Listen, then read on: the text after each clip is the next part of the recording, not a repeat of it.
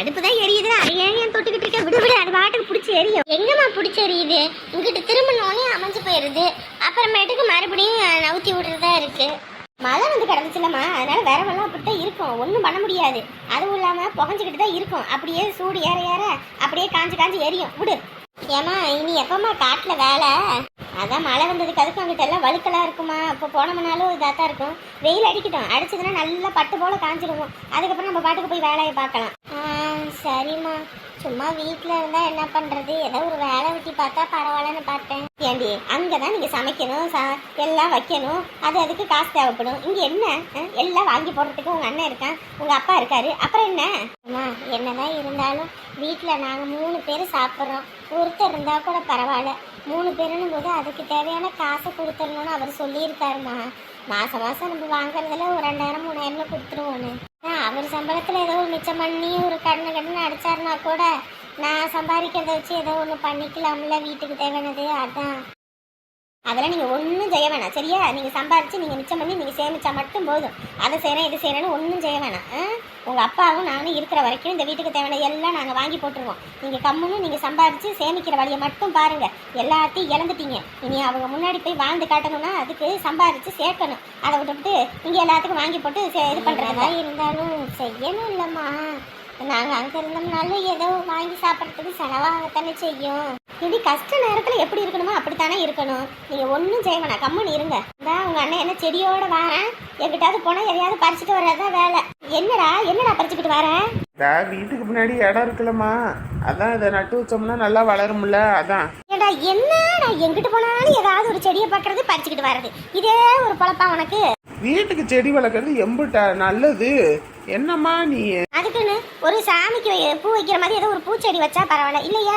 ஒரு காய், ஒரு முட்டைக்கோசோ, இல்லை ஒரு கேரட்டோ, இல்லை ஒரு உருளைக்கிழங்கோ, இல்லை ஒரு பீட்ரூட்டோ, இல்லை கீரை எதுவும் போட்டா கூட ஏதோ சாப்பாட்டுக்காகும். இதெல்லாம் எதுக்கு சும்மா இடத்துக்கு கேடா? அட போமா, சொன்னாலே கேட்க மாட்டேன் அந்த பையன். அங்க எங்க நட்டு வைக்க போற? அந்த சைடுல நட்டு வைடா. என்னங்க சாப்பிடுறீங்களா? சாப்பாடு போட்டு தரவா? அதெல்லாம் ஒண்ணு வேணாம். நல்லா தானே போறீங்க, ஏன் முகமெல்லாம் வாட்டமா இருக்கு? என்னாச்சு? ஒன்றும் இல்லை, ஊர்ல இருந்து அங்க ஓனர் கூப்பிட்டாரு. ஓனரா? எந்த ஓனரு? எத்தனை ஓனர் கிட்ட வேலை செஞ்சேன். அவரா? என்னவாமா? அதான் ஊர்ல அம்மா கோவிலில் உட்காந்து பிச்சை எடுத்துக்கிட்டு இருந்துச்சான். அதான் ஃபோன் போட்டு எனக்கு சொன்னாரு. எனக்குமே ரொம்ப சங்கட்டமாக போச்சு. இருந்தால் நமக்குள்ள மனஸ்தாபம் இருந்தாலும் அப்பாவுக்கு அப்புறம் அம்மா மட்டும்தான் நமக்குன்னு இருக்காங்க. அவங்கள போய் இப்படி கோவிலில் உட்கார வச்சா பார்க்குற 4 பேர் என்ன பேசுவாங்க? அதான் அதை நினச்சி ரொம்ப சங்கட்டமாக போச்சு. இதுக்கு ஒழுங்கா இருந்திருந்தா நம்ம என்ன பார்க்க மாட்டோமா? இல்லை எதுவும் தான் வாங்கி போடாமல் இருந்தோமா? என்ன செய்ய தான் செஞ்சோம். நீங்கள் என்ன சொன்னீங்க? போய் கூட்டிகிட்டு வரீங்களா? இல்லைம்மா, அவங்களுக்கு செஞ்சு நம்மளும் ஓஞ்சு போயிட்டோம். அதுவும் இல்லாமல் இப்போ அவங்க சம்மந்தி கூட்டிகிட்டு போயிட்டாராம்மா. நம்ம தான் இத்தனை வருஷம் பார்த்தோமே, கொஞ்ச நாளைக்கு அவள் புள்ள வீட்டில் போய் இருந்து பார்க்கட்டுமே.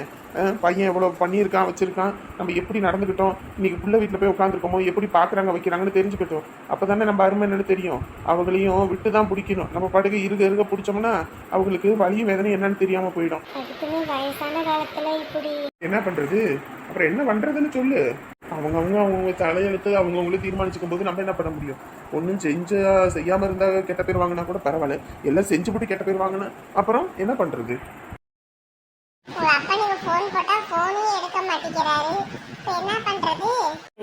நான் பஸ்லயே போய் பார்த்துட்டு வந்துட்டுமாமா.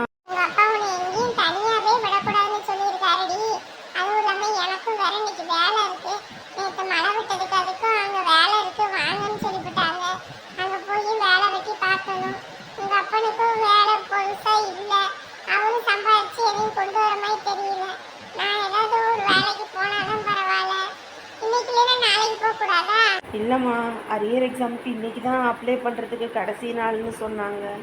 அது வரலன்னா அதுக்கு டிகிரி வாங்க முடியாம போயிடும். என்ன பண்றது? ஒண்ணுமே புரியலையே. அம்மா நான் போயிட்டு வந்துடுறேம்மா. ஏதாவது வில்லங்க எதுவும் வந்துருச்சுன்னா உங்க அப்பா என்னை கொண்டே போடுவாரடி. ஏம்மா ஒரு தடவை நான் பட்டுட்டேம்மா, மறுபடியும் அந்த தப்பை நான் பண்ண மாட்டேம்மா.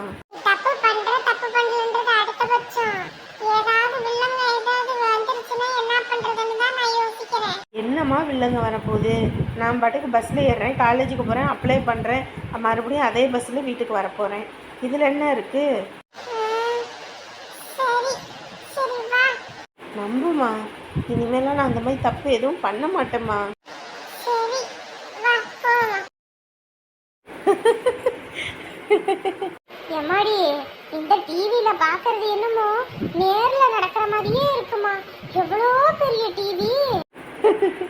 ஆமாம்மா, எனக்குமே அப்படிதான் இருக்கு. நம்ம வீட்ல என்ன இத்தனோண்டு புழுக்க சைஸ்ல இருக்கும்.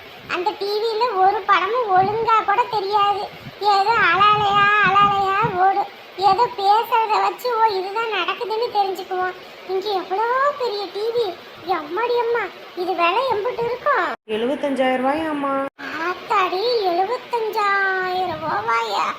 அம்மாடி அம்மா, எப்படி அம்மா இவ்வளோ தூரத்துக்கு வாங்கி போட்டிருக்காங்க? இந்த 75,000 இருந்துச்சுன்னு வையே, நம்மளாம் இந்நேரத்துக்கு எப்படி எல்லாம் இருந்திருக்கலாம். செம்ம காமெடி இல்லைம்மா. பாரு, அந்த பாட்டி வராங்க. என்ன வேணும் ஏது வேணும்னு கேளு. டீ எது வச்சு தரட்டுங்களா பாட்டி? ஆத்தாடியாத்தா, இவ டீ வைக்கிறாளா? டீ குடிக்கிற ஆசையே போக்கி விட்டுருவாளே.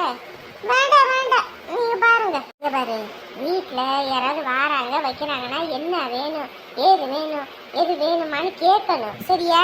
நீ பாட்டுக்கு கேட்காம இருக்க கூடாது. அப்புறம் என்னடா இந்த பிள்ளைக்கு திமுரு தெனாவட்டுருவாங்க. சரியா? இங்க சும்மாவே அப்படிதான் பேசுறாங்க. இல்லைன்னா அதை மட்டும் தனியாவா பேசுவாங்க. ஏமா நீ வேற. ஆத்தாடி, தண்ணி குடிக்கலான்னு பார்த்தா சொம்பு கூட கழுவலையா? எல்லாம் அப்படியே அள்ளி போட்டு கிடக்குதா? தங்க இருந்தா தான் இந்த வீடா இருக்கும். இல்லைன்னா இப்படித்தான் இருக்கும். புள்ள அங்க தோட்டத்துக்கு போயிட்டா, மருமவன் நல்லா டிவி பார்த்துக்கிட்டு இருக்கா. இந்தாமா. சொல்லுங்க பாட்டி. ஏமா, வீட்டுல எல்லாரும் வேலைக்கு போயிட்டாங்க. அங்கிட்டு பாத்திரம் மட்டும் எல்லாம் அள்ளி அப்படி குவிச்சு கிடக்குது. எல்லாரும் வந்தவங்க எல்லாம் சாப்பிட்டுட்டு போயிருக்காங்க. ஒரு தட்டு கூட கழுவல, ஒரு டம்ளர் கூட கழுவாம கிடக்கு. அதெல்லாம் எடுத்து போட்டு கழுவுறத விட்டுவிட்டு இப்படி டிவியை பார்த்துக்கிட்டு இருக்கீங்க. அப்புறமேட்டுக்கு கழுவிடுறோம். எப்பறமேட்டுக்கு கழுவீங்க? இல்ல எப்பறமேட்டுக்கு கழுவுவீங்க? மழை வந்ததுக்கு அப்புறமா அப்படியே எடுத்து போட்டா மழை தண்ணியை கழுவி விட்டு போயிருமா? அதுவும் இல்லாம தங்கம் வேலைக்கு போயிருக்கா. அவன் எந்த நேரத்துல இங்க வருவான்னு கூட தெரியாது.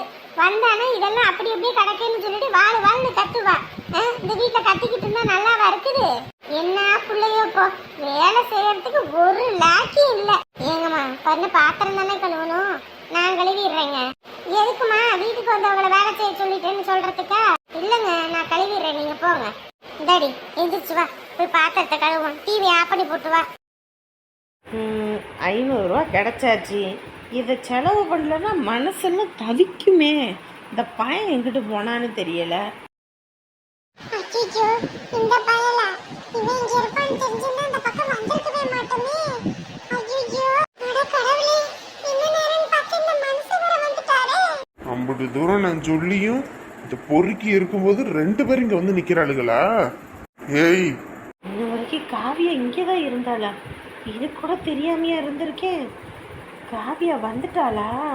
என்ன இங்க என்ன ஏங்க, புள்ளைக்கு இன்னைக்கு அரியர் பரீட்சை இருக்கு, கடைசி நாளுங்க அப்ளை பண்றதுக்கு. அதான் புள்ள காலேஜுக்கு போறோம்னா அதாங்க கூட்டிக்கிட்டு வந்தேன். காலேஜ் போகணும் கூட்டிட்டு வந்தியா இல்ல வேற எதுக்கும் கூட்டிக்கிட்டு வந்தியா? ஐயோ, காலேஜுக்கு போறதுக்கு தாங்க கூட்டிக்கிட்டு வந்தேன். எனக்கு போன் அடிச்சிருக்க வேண்டியதானே, நான் கூட்டிட்டு போயிருப்பேனே. உங்களுக்கு 5-6 வாட்டி போன் அடிச்சேங்க, போனே எடுக்கல. நான் என்ன பண்ணட்டும்? பஸ் வர கடைசி பஸ், இதை விட்டு அதுக்கப்புறம் பஸ் இல்ல, அதனாலதான் கூட்டிக்கிட்டு வந்தேன். ஆத்தானும் அவனும் நல்லா நடிச்சுக்கிட்டு தெரியுறீங்க. அப்பா, சத்தியமா நீங்க நினைக்கிற மாதிரி எதுவுமே இல்லப்பா. அரியர் எக்ஸாம் அப்ளை பண்றதுக்கு தான்ப்பா வந்தேன். ஒரு நாளைக்கு இல்ல ஒரு நாளைக்கு முடிச்சு தலைக்கெல்லாம் அடிக்க போறேன். அன்னைக்கு இருக்குது மாமனு. அப்பா, வண்டியில ஏறுன்னு. ஆத்தி, கடவுள் புண்ணியத்துல பிள்ளைங்க தனியா ஒத்தையில விட்டுட்டு போல, விட்டுட்டு மட்டும் போயிருந்தேன். இன்னைக்கு இந்த மனசை என்னை உரிச்சு உப்பு கண்டு போட்டிருப்பது. சரி, நவுந்துக்கோ, இந்த பாத்திரத்துல எடுத்து போட்டு நான் கழுவிடுறேன். ஏம்மா பாத்தியம்மா அந்த கிழவிக்கு கொழுப்ப. அது ஏதோ பாத்திரம் மண்டத்தை கழுவாதாம்மா. பாத்திரம் மண்டம் கழுவுறதுக்கு நம்ம வரணும்மா. ஏண்டி, அவங்க புள்ள வீட்டுல இருக்காங்க, நம்ம என்ன அப்படியா இருக்கோம்? அவங்க பிள்ளை வீட்டில் இருக்காங்கன்னா அப்போ நீ மட்டும் யார் வீட்டில் இருக்க? உன் பிள்ளை வீட்டில் தானே இருக்க. இங்கே வீம்புக்கு வீம்பு நம்ம போட்டிக்கு போட்டின்னு பேசணும்னு வையே, அப்புறம் நம்ம 2 பேரும் நடுத்தருவில் பிச்சை தாண்டி எடுக்கணும். ஏற்கனவே நான் எடுத்துட்டு வந்திருக்கேன். மழை நேரத்தில் ஒருத்தையும் கூட அன்றதுக்கு இடம் கொடுக்கலடி இந்த ஊர்க்காரனுங்க. ஐம்பது செஞ்சு ஒருத்தன் கூட நன்றி இல்லாதவனா இருக்கானுங்க. அதனால தான் சொல்கிறேன், கிடைக்கிற கூலோ கஞ்சோ அந்த இடத்துல இருந்து அப்படியே ஐக்கியமாயிக்கணும். அதை விட்டுட்டு வீண் பேச்செல்லாம் பேசணும்னு வையே, அம்பிட்டு தான் வெளியே போவோம். நமக்கு சம்பாரிச்சு போடுவாங்க வைப்பாங்கலாம் நினைக்காத, ஒரு நாய் பேய் கூட பார்க்காது. அதனால தான் சொல்கிறேன், அடக்கி வாசிச்சிட்டோம்னா தான் நம்ம காலத்தை ஓட்ட முடியும். டேய் எங்கிட்ட விழுந்து வாரிடாதீங்கடா, ரெண்டு பேரும் ஓடியே தலிக்கிறானுங்கப்பா. காலை கை வலிக்குமா என்னன்னு தெரிய மாட்டேங்குது. ராத்திரி ஆனால் கால் வலிக்குதுமான்னு காலமுத்தி விடுங்கன்னு சொல்ல வேண்டியது. அவங்க தாத்தா பக்கத்தில் தானே படுத்திருக்கான். அவங்க தாத்தா டெய்லி ராத்திரி ஆனால் காலமுத்தி விட்டுக்கிட்டு தான் இருப்பார். இங்கேயுமே அப்படிதான் கத்திக்கிட்டு கிடப்பான். அவங்க அப்ப சட்டம் கூட பண்ண மாட்டேது. நான் 2 வளர்த்து அழுத்திக்கிட்டே இருப்பேன். நான் வேற வீட்டு வளர்த்து வச்சுட்டு வந்துட்டு அதுக்கும் உடம்பு அடிச்சு போட்டாப்புல இருக்கும். அப்படியே அசைஞ்சு கண்ணை மூடணும்னா அதுக்கப்புறம் காலையில விடிஞ்சாதான் தெரியும் அதுக்கப்புறம் என்ன ஆச்சு ஏதாச்சுன்னு. பிள்ளைங்கனால அப்படித்தானே. நீ அப்ப நிஜமாவே வீடு காலி பண்றீங்களா? என்னம்மா பண்ணுறது, அவங்க தான் வீடு காலி பண்ணுங்கன்னு சொல்லிட்டாங்களே. சொன்னதுக்கப்புறம் இங்கேயே இருக்க முடியுமா? ஒரு வாரம் தான் டைமே கொடுத்துருக்காங்க. அதுக்குள்ளே வீடு காலி பண்ணணும், இல்லைன்னா ஜாமான் சட்டெல்லாம் தூக்கி வெளியே வீசுவேன் அப்படின்னு சொல்லிவிட்டாங்க. என்னையவே அப்படிதான் சொல்லுவாங்க.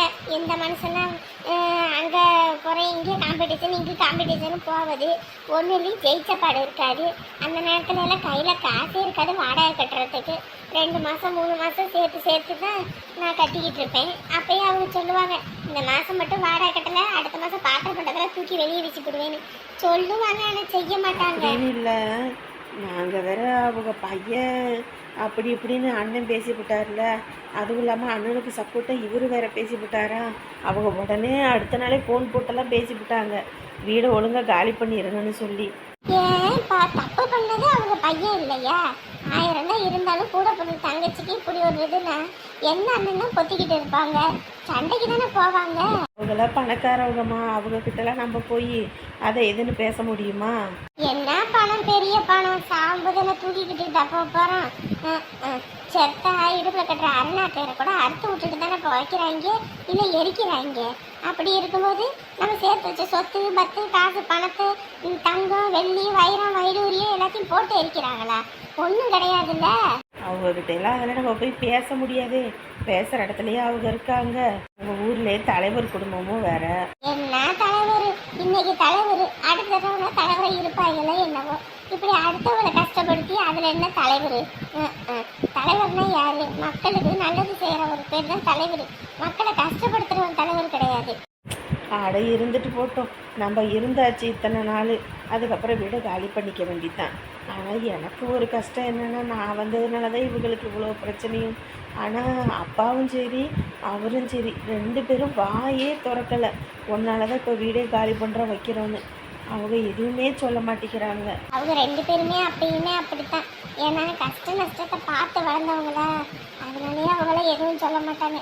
என்ன நீங்கள் போயிட்டீங்கன்னா தான் எனக்கு கை கால் உடஞ்ச மாதிரி ஆகி போயிடும். இதுவும் இல்லைனாலும் இங்கே ஓடி வருவேன். நீங்களும் போயிட்டா நான் எங்கே போவேன், என்ன பண்ணுவேன், அதான் ஒன்றும் புரியலை. என்ன பண்ணுறது, நம்ம நேரங்காலம் எப்படி இருக்கோ அதுபடி தானே நடக்கும். ஊர் தலைவர்னு சொல்கிறாருல, ஊர் தலைவரா இல்லை ஊழல் தலைவரான்னு முதல்ல நம்ம யோசிக்கணும். 5 வருஷத்துக்கு முன்னாடி அவர் எம்புட்டு பணம் வச்சுருந்தாரு, எம்புட்டு வசதி வாய்ப்பு வச்சுருந்தாரு. ஆனால் இன்னைக்கு அவர் என்னென்ன வேலை பார்க்குறாரு அதெல்லாம் பற்றி இங்கே யாராவது கேட்குறீங்களா? ஒன்றா யாரும் கேட்க மாட்டீங்க. ஒவ்வொரு தடவையும் அவரே நிற்பார், அவரே சம்பாதிப்பார், அவரே மொத்தத்தையும் கொண்டு போவார்னா அப்புறம் நம்ம எதுக்கு இங்கே? இத்தனை நாள் பொறுத்து போயாச்சு, இதுக்கப்புறம்லாம் பொறுத்து போக முடியாது. சரிங்களா? நான் எலெக்ஷனில் நிற்கிறேன், மொத்த ஓட்டு எனக்கு போடுங்க. நான் பண்ணுறேன் இந்த ஊருக்கு எல்லாமே. ஆளாளுக்கு இப்படி தான் சொல்கிறீங்க, ஆனால் யாரும் ஜெயிச்சதுக்கப்புறம் செய்கிற பாடு இல்லையே. அவங்களுக்கு தானே செஞ்சுக்கிறீங்க. ஏம்மா 5 வருஷத்துக்கு முன்னாடி நான் தான் தலைவராக இருந்தேன், நான் எதுவும் செய்யாமல் இருந்தேனா சொல்லுங்க பார்ப்போம். எப்பா நீ சொல்லியே, நான் எதுவும் செய்யாமல் இருந்தேனா சொல்லியா? செய்யதான் செஞ்சீங்க, என்ன செய்யாமல் இருந்தேன் சொல்லுங்க பார்ப்போம். பள்ளிக்கூடம் இல்லைன்னு சொன்னாங்க, நான் வந்தப்போ பள்ளிக்கூடம் கட்டி கொடுத்தேனா இல்லையான்னு சொல்லுங்க. அதுக்கப்புறம் மக்களுக்காக ஒரு ஆஸ்பத்திரி ஒன்று கட்டித்தரணும்னாங்க, அது பாதி தூரம் வேலையாயிருச்சு. வேலையானோடனே என்ன ஆகி போச்சு, 5 வருஷம் முடிஞ்சு போச்சு. அதனால நானும் அந்த இதை விட்டாச்சு. இவர் என்ன பண்ணாரு, அவங்க பையனுக்கு அவங்க பையனுக்கு இப்போ கல்யாணம் பண்ணாங்க பார்த்தீங்களா, அதுக்கு செலவு 1 கோடி ரூபாய். எப்படி 1 கோடி ரூபா. அந்த 1 கோடி ரூபா எங்கேருந்து வந்துச்சு? நம்மளோட பணம். நம்ம பணத்தை வச்சு அவங்க ஆடம்பரமாக இருக்காங்க.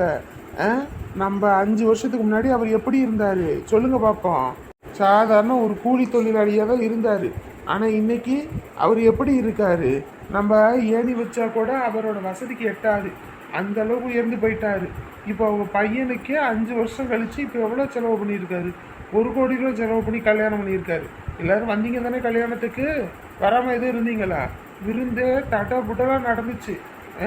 நம்மளாம் 10 பேருக்கு கல்யாணத்துக்கு கூப்பிட்டாலே செய்யறதுக்கு கடன்பட்டு அங்கே கஷ்டப்பட்டு இங்கே கஷ்டப்பட்டு பண்ணுவோம். ஆனால் அவர் மொத்தமும் கடனே வாங்காமல் செஞ்சுருக்காரு. அப்படிங்கும்போது எம்பட்டு சம்பாத்தியம் பார்த்துக்கோங்க. ஆமாம் ஆமாம், உண்மைதான். இந்த தடவை வாய்ப்பு எனக்கு கொடுங்க. அதுக்கப்புறம் என்கிட்ட கேளுங்க, நீங்கள் அப்படி சொன்னீங்களே செஞ்சீங்களா வச்சிங்களான்னு என்னை பார்த்து கேளுங்க.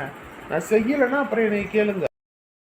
அன்னைக்குமா தண்ணி தூக்கிட்டு வரும்போது தெரியாமல் கையை காலில் இருந்தது வலிக்கு அந்த குடத்தை போட்டேன், இது உடஞ்சி போச்சு. அதுக்கு என்னைய பார்த்து எப்படியெல்லாம் பேசுனாங்க தெரியுமாம்மா அவங்க. ஏண்டி ஒரு குடம் தூக்குறதுக்கு உனக்கு என்ன வலிக்குது? ஏம்மா மாசமாக இருக்க, டாக்டர் தானே குடம்புலாம் தூக்கக்கூடாது வைக்கக்கூடாதுன்னு 3 மாதம் வரைக்கும். ஆமா, அதை சொன்னால் அவங்க புரிஞ்சுக்க மாட்டேங்கிறாங்க. ஏன் நாங்களாம் புள்ள தச்சியாக இருக்கும்போது செய்யலையா வைக்கலையா, நீ தானம்மா அதிசயமாக வானத்துலேருந்து பிடிச்சி வந்திருக்கியான்லாம் பேசுகிறாங்கம்மா. என்னமோ போடி, உன் வாயே சரியில்லை. அவங்க பேசினாலும் கொஞ்சம் பொறுத்துக்கிட்டு போ, அப்பதான் மாப்பிள்ளை உன் பேச்ச கேட்பாரு. அவங்க பேசுறாங்கன்னு சொல்லி நீயும் பிடிவாதத்துக்கு பேசணும்னு வையே, அப்புறம் யாரும் இங்கே நல்லா இருக்க முடியாது, தெரிஞ்சுக்க. ஆட போம்மா, எனக்கு நிம்மதியே இல்லைம்மா. ஏதோ நீ இங்கே இருக்கவும் தான் நான் கொஞ்சம் நிம்மதியாக இருக்கேன், பேசுகிறேன் வைக்கிறேன். இல்லைன்னு வச்சுக்க அந்த ரூம்லேயே தான் நான் இருப்பேன். ஆளுக்கு என்னை திட்டுவாங்கம்மா, காது படவே அப்படி பேசுவாங்க தெரியுமா. எனக்கு அவ்வளோ கஷ்டமாக இருக்கும். ஏன்டா இந்த வாழ்க்கைன்னு சொல்லி தூக்கி வீசிட்டு போயிடலாம் போல இருக்கும். தூக்கி வீசிட்டு போறியா? அடியே, இந்த கல்யாணத்துக்காக மொத்தத்தையும் வித்து எல்லாம் பண்ணியிருக்கோண்டி, அதை முதல்ல ஞாபகம் வச்சுக்க. ஆட போம்மா. ஆனால் இன்னும் நீ இதையே சொல்லுவ, மனசே வேதனையாக இருக்குமா, வாழவே பிடிக்கலம்மா எனக்கு. சரி என்னடா வாழ்க்கை இதுன்ற மாதிரி ஆகிப்போச்சு. பாரு, மாப்பிள்ளையே கைக்குள்ளே போட்டு வச்சுக்க கற்றுக்கணும். இப்போ தானே புதுசாக கல்யாணம் ஆகிருக்குது. அப்படி அப்படியே பாசமாக பேசினா உன் மாப்பிள்ளையே முந்தானையில் முடிச்சு வச்சுக்கணும். இப்போ உங்கள் அண்ணிக்காரியெல்லாம் பாரு, உங்கள் அண்ணன் அப்படி இருப்பான். உங்கள் அண்ணி இப்போல்லாம் கோடு போட்டால் தாண்ட மாட்டான். அப்படி இருக்கிறாங்கன்னும் போது எப்படி நடந்துக்கிறாங்கன்னு பார்த்துக்க. உங்கள் அண்ணனும் அண்ணியும் தான் ஆரம்பத்தில் சண்டை போட்டுக்கிட்டு தான் நாருவாங்க. அப்புறம் ஒரு வயசுக்கு மேலே புள்ள உண்டானதுக்கப்புறம் எவ்வளோ அன்பை உங்கள் அண்ணன் பார்த்துக்க ஆரம்பித்தான் தெரியுமா. இப்போ வேலை செய்யறனா இல்லையோ, பொண்டாட்டிக்காக மல்லிகைப்பூ வாங்கிட்டு வந்து கொடுக்கறது என்ன, ராத்திரி அவளுக்கு பிடிச்சதை வாங்கிட்டு வந்து கொடுக்கறது என்ன அப்படின்னு ஒவ்வொன்றையும் பண்ணுவான். அந்த மாதிரியெல்லாம் யார் பண்ணுவா சொல்லி பார்ப்போம். நம்ம ஆம்பளைங்ககிட்ட நடந்துக்கிறத பொறுத்தா இருக்கு. சும்மா அவங்க குடும்பத்தை பற்றி அவங்கக்கிட்டே தப்பாக பேசக்கூடாது. அவங்க இப்படி பேசினாலும் சரின்னு வாயை பொத்திக்கிட்டு இருக்கணும். அப்போ தான் குடும்பத்தை ஓட்ட முடியும். ஆம்பளைங்க நம்ம பேச்சு கேட்பாங்க. பரவாயில்ல, அவங்க அப்படி பண்ணால் நம்ம பொண்டாட்டி வந்து நல்லவளா இருக்கான்னு புரிஞ்சுக்குவாங்க. அதை விட்டுட்டு தொட்ட 90க்கும் புருஷங்கிட்ட போய் அது நொட்டை இது நொட்டைன்னு அவங்க குடும்பத்தை பற்றியே பேசுனீங்கன்னா அப்புறம் அவங்க வெறுத்து தான் போவாங்க. சரியா? சரிம்மா. ஒவ்வொன்றையும் சொல்லியா நான் கொடுக்கணும். நீ தாண்டி கற்றுக்கணும் ஒவ்வொன்றையும். முன்ன பின்ன செத்தா தானே சுடுகாடு தெரியும். நான் என்ன முன்ன பின்ன 7 கல்யாணமாக பண்ணியிருக்கேன். ஆத்தாடி அக்கா, வாய் மட்டும் குறைச்சிருந்த. வாய் தான் எங்கள் அப்பா வாழ சொன்னா, வாய் இல்லைன்னா வர சொன்னான்றது. பரவாயில்ல, ஒரே மட்டமா வெட்டுதுலடா. ஆமாம்மா. இது தெரியாம இவங்களுக்கெல்லாம் வேலைக்கு கூப்பிட்டு வச்சு இத்தனை நாள் நேரத்தை வீணாக்கி விட்டோம். இது முதல்ல தெரிஞ்சிருந்துச்சு, கரெக்டா ஆளுங்களை கூப்பிடாம இதே வச்சு ஓட்டி இருக்கலாம், காசு மிச்சமா இருக்கும். வாயா வா. அவரா வெளியே போயிருக்காரு, பஞ்சாயத்து போடுது. ஏன் சொக்கு டயர் போட்டிக்கு நிப்பாரு போல இருக்கு. ஆமா தெரிஞ்ச விஷயம் தான். அதனால என்னப்ப அவரு அங்க மண்டையில வச்சு இப்பயே பிரச்சாரம் ஆரம்பிச்சுட்டாரு. ஓஹோ, ஆரம்பிச்சுட்டானா? என்ன சொல்றான்? ஐயா, இதுக்கு முன்னாடி நம்ம ஊருக்கு என்ன நல்ல திட்டமும் பண்ணல, மக்களோட காசு எடுத்து அவர் குடும்பத்துக்கு எல்லாம் சேர்த்துக்கிட்டாரு, பையன் கல்யாணத்துக்கு 1 கோடி ரூபாய் செலவு பண்ணி எல்லாம் முடிச்சிருக்காரு அப்படின்னு சொல்லிக்கிட்டு இருக்காங்க. அதான் ஐயா கிட்ட சொல்லிட்டு போலான்னு வந்தேன். அவனுக்கு எம்பிட்டு திமிரு இருக்கும். யார் போட்டு பணத்தை எடுத்து யாரு செலவு பண்ணா? எல்லாம் எங்க கஷ்டப்பட்டு சம்பாரிச்ச பணம். அவன் பேசுவான் வாய்க்கு வந்தபடி. 1 கோடி ரூபாய் செலவு பண்ணதை வந்து பார்த்தானா? ஊருக்குள்ள எல்லாருமே உங்க பையனுக்கு 1 கோடி ரூபாய் செலவு பண்ணி பண்ணீங்கன்னு சொல்றாங்க. ஓ, அம்புட்டுக்கும் நான் கணக்கு வழக்கு வச்சிருக்கேயா. முதல்ல அந்த சொத்தை இன்னைக்கு ஒரு வழி ஆக்குறேன் பாருங்க. அம்மா இந்த நேரத்தில் சண்டை ஒம்புன்னு போடாதம்மா, அதுவே அப்பாவுக்கு பிளாக் மார்க் ஆயிரும். என்னடா பிளாக் மார்க்கு வெள்ளை மார்க் ஆகுறது? ஏண்டா கஷ்டப்பட்டு உங்க அப்பனை நானும் சம்பாதிச்சது ஒத்த பயன்றதுக்காக மொத்தத்தையும் செலவு பண்ணி எல்லாம் நாங்கள் பண்ணியிருக்கோம். அப்படி இருக்கும்போது அவன் எப்படி அப்படி பேசலாம்? மா விடுமா, அவங்க பேசினா என்ன? நிலாவை பார்த்து நாய் குறைச்சா நாய்க்கு தான் வாய் வலிக்கும். நிலாவுக்கு என்னமா போகுது? உங்க அப்பா மட்டும் ஜெயிக்கட்டும், அதுக்கப்புறம் இருக்குது அந்த சொக்க புக்காக்கிறேன்.